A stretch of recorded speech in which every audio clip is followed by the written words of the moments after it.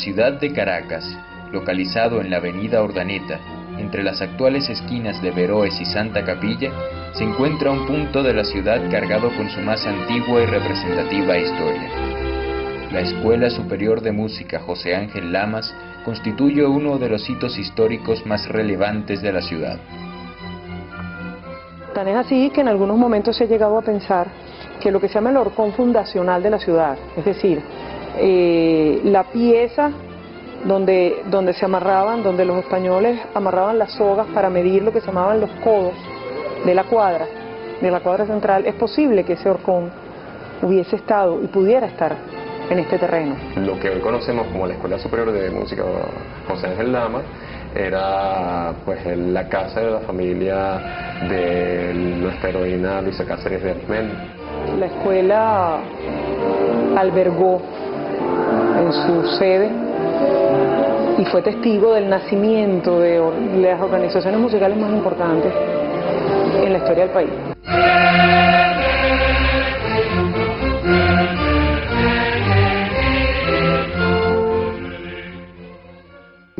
Es justo decir que digamos, la escuela, o lo que hoy conocemos como la escuela, está implantada en un nivel de la ciudad que para nosotros es absolutamente normal, pero que en definitiva, si comparamos con siglos pasados, estamos muy por encima de cuál era el nivel original de al menos la época del siglo XVI.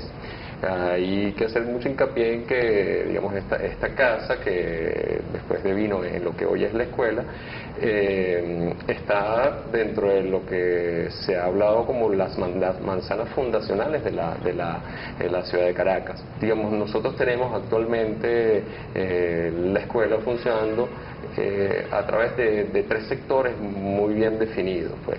El sector que actualmente da hacia el ala norte, que es lo que conocemos como la avenida Urdaneta, y que formalmente instituyó el arquitecto Chatén, luego en la mitad de la parcela o el lote de parcela que ocupamos, está lo que nosotros hemos llamado como el claustro, pero que se remonta a épocas de por lo menos el siglo XVI-XVII, y el final de la parcela, que es de mitad del siglo XX.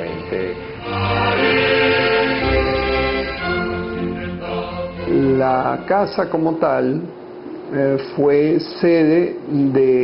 construida, mejor dicho, hacia 1731. Y hay un documento en donde la casa era propiedad de un presbítero, y cuando él se va, pocos días antes de irse, él hace un testamento y le lega la casa, que todavía está en construcción, a una ahijada, que es una Mijares de Solórzano. El obispo muere y entonces la casa pasa, pues por herencia, a esta familia. Después de la independencia es adquirida por los Arismendi, seguramente del gobierno que había expropiado y tal, y allí vive la famosa heroína Luisa Cáceres de Arismendi. De hecho, ella muere en esa casa, creo que hacia 1860 aproximadamente.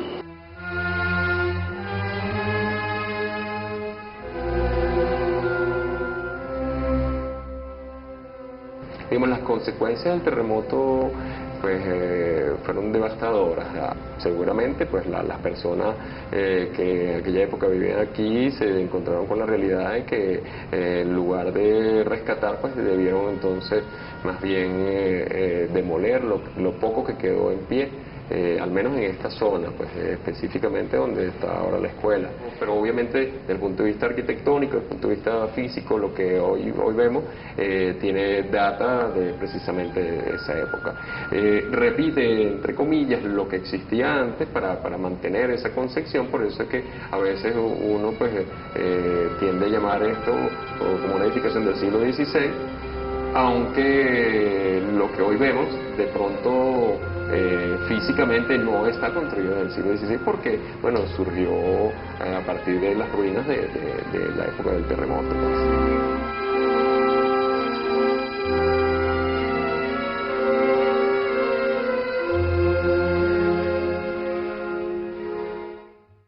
originalmente esta escuela, aun cuando hoy en día es escuela de música, la escuela originalmente se llamó Academia de Bellas Artes, un poco en el concepto europeo de la formación en el campo de la artística. Entonces la Academia de las Bellas Artes incluía la formación en el campo de la música, obviamente, la pintura o artes plásticas y la escultura. Entonces, para hacer eso efectivo, la casa necesitaba tragaluces, se necesitaba que entrara la luz del sol, y se introdujeron entonces los cambios necesarios para que eso se pudiera hacer efectivo acá. Cuando el Estado compra esta casa para otorgarse a la academia, empieza un proceso de renovación que es necesario para darle capacidad a la casa, pues de albergar todo lo que se previó que la casa albergara. Entonces todo este espacio fue un espacio diseñado por Alejandro Chatén, que era pues fue el responsable de que esto tuviera tragaluces, que tuviese la iluminación necesaria, y en estos salones pues se daban las clases correspondientes de escultura y artes plásticas. Y aquí trabajó gente como Monasterios, aquí estudió Armando Reverón, aquí estuvo Cristóbal Rojas, aquí hubo, digamos, los más grandes pintores y escultores de este país pasaron por aquí.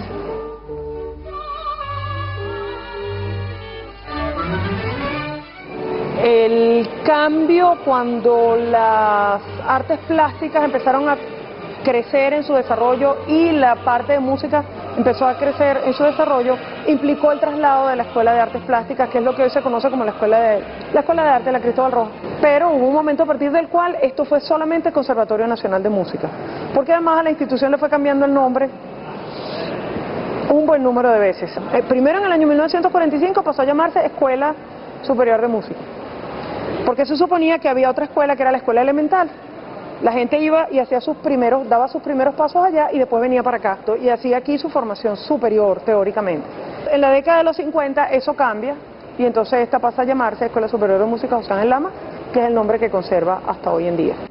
Cuando yo ingresé aquí ya estaba establecida como Escuela Superior de Música, el director era el maestro Sojo.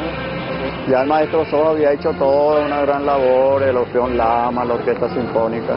Ya el maestro Sojo pues había consolidado, yo creo que él realmente es el que consolida digamos, la personalidad de la escuela. Es difícil imaginar esta escuela pues sin referirse al maestro Sojo.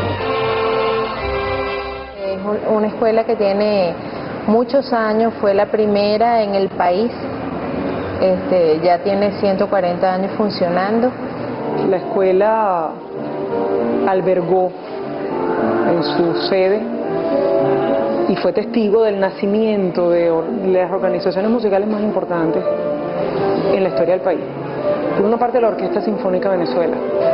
Aquí nace la Escuela de Composición con el maestro Sojo. Al calor de lo que ya ocurría en la escuela, que era lo que se terminó llamando el Movimiento Nacionalista de Composición, en el cual participaron una enorme cantidad de compositores que escribieron música para esa orquesta, para que esa orquesta interpretara esas obras. Se forma la primera coral importante como lo fue el Orfeón Lamas. Y también estos compositores se dedicaron a escribir música para ese coro, para ese orfeón, que era un orfeón muy grande, del que formaban parte muchos de los alumnos del maestro Sojo. Fue formalizada la guitarra como estudios musicales en esta escuela en el año 1932, una época bastante remota, ¿no? Entonces, toda esa gran generación de artistas, Alirio Díaz, Rodrigo Riera, Antonio Lauro, Antonio Esteves, Evencio Castellano, José Antonio Abreu, toda esa gente fue formada por el maestro Sojo directamente.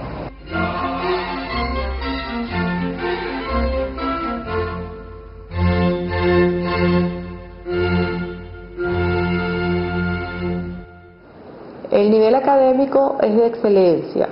Nuestros alumnos egresados de la Escuela Superior de Música José Ángel Lama son instantáneamente aceptados en cualquier instituto musical o universidad del extranjero.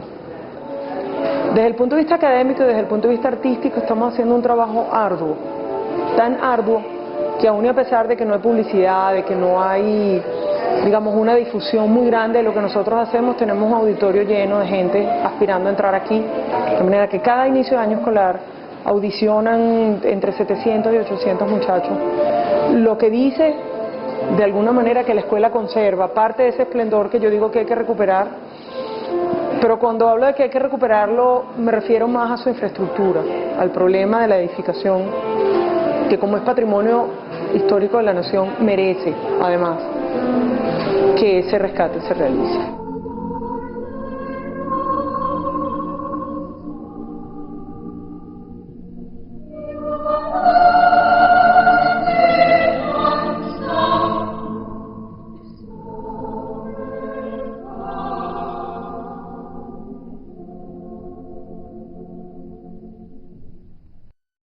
La escuela apunta con el proyecto que hemos entregado, el cual ha sido aprobado por el Instituto del Patrimonio Cultural, a su consolidación física, es decir, el rescate del elemento histórico que pervive con nosotros, y a su vez la proyección a futuro a través de un edificio nuevo que va a funcionar justamente en lo que nosotros llamamos el lado sur de la parcela. Si logramos la restauración en su total con la escuela, aquí se podrían hacer estudios de musicología. Nuestra escuela va a ser el centro de, digamos, rescate y proyección de nuestra herencia como tal, la herencia que tiene la escuela. O sea, aquí nosotros tenemos un patrimonio documental de altísimo valor.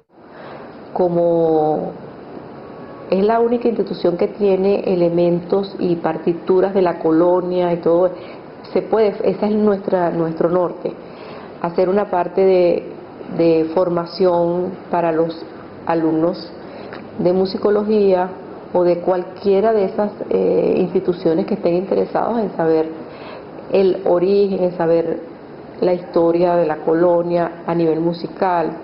Todos esos elementos los estamos manejando ahorita. Todos somos aquí músicos y todos tenemos una visión que es mantener la calidad que siempre ha tenido esta escuela. O sea, esa es nuestra principal visión. Y nuestra misión es lograr ese objetivo.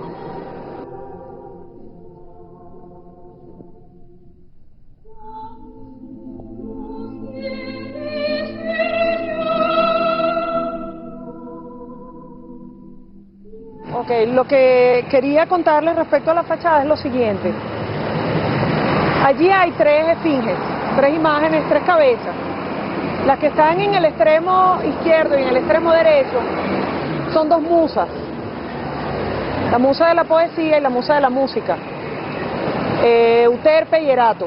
Hace un tiempo salió en la prensa un artículo de un arquitecto, Jania Gómez, y ella contaba de un largo recorrido que hizo por la ciudad buscando la imagen de la diosa de la fortuna, porque le resultaba inexplicable que en una ciudad como Caracas, en la que la influencia de Antonio Guzmán Blanco se ha hecho imperecedera precisamente por la existencia de casas como esta, del Teatro Municipal, del Teatro Nacional, de tantas edificaciones, de lo que es hoy en día el edificio de la Asamblea, le resultaba inexplicable que la imagen de la diosa de la fortuna no hubiese llegado a la ciudad. Entonces ella contaba en ese artículo que hizo recorridos buscando la imagen en las fachadas. Entró a todos los edificios públicos a ver si en alguno de los bustos de los edificios públicos estaba la diosa de la fortuna. Para nosotros, para mí particularmente, fue muy conmovedor cuando ella cuenta y pone en el artículo la foto de la fachada de lo que yo llamo mi casa, que es la escuela. Pone esa fachada en la fotografía y dice: encontré la diosa de la fortuna.